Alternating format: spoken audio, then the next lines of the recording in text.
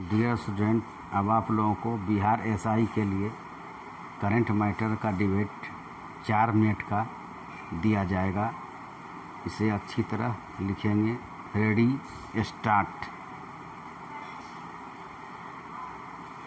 Corona महामारी और देशव्यापी लॉकडाउन से किसानों को हुई क्षति की भरपाई के लिए सरकार काफ़ी सक्रिय है। किसानों को उपज का बेहतर मूल्य मिले और वे अपनी उपज कहीं भी बेच सकें, इसके लिए कृषि उत्पादन विपणन समिति अधिनियम में संशोधन की घोषणा की जा चुकी है। अब तक किसान राज्यों द्वारा अधिसूचित मंडियों में ही उपज बेच सकते हैं। नए कानून के बाद वे इस बंधन से मुक्त हो जाएंगे। सरकार आवश्यक वस्तु अधिनियम में संशोधन करके उपज की स्टॉक सीमा भी खत्म करने जा रही है।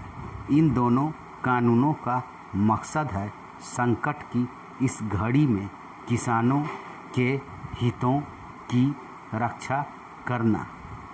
20 लाख करोड़ के आर्थिक पैकेज में कृषि और किसानों के लिए कई तालिका व दीर्घकालीन योजनाएं शामिल हैं, जो यकीनन देश की ग्रामीण अर्थव्यवस्था को मजबूती देंगी। लेकिन राहत पहुंचाने के इन प्रयासों के बीच कृषि विशेषज्ञ कई बिंदुओं को लेकर आशंकित भी हैं। उनकी चिंता है कि आवश्यक वस्तु अधिनियम 1955 में संशोधन के बाद किसान कहीं और ज़्यादा शोषण के शिकार न हो जाएं।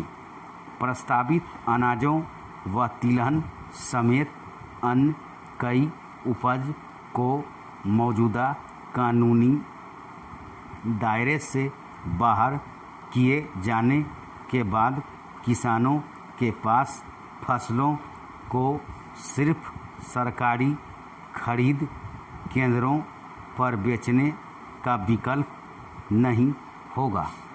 स्पष्ट है, सरकार मानकर चल रही है कि किसान निजी व्यापारियों को अपनी उपज बेचकर शायद लाभ कमा सकेंगे।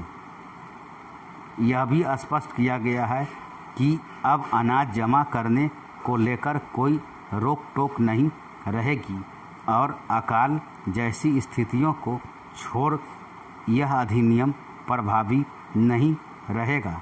इस निर्देश के पीछे की मंशा किसानों के लिए कल्याणकारी है, पर इसके दूरगामी परिणाम कुछ और निकल सकते हैं।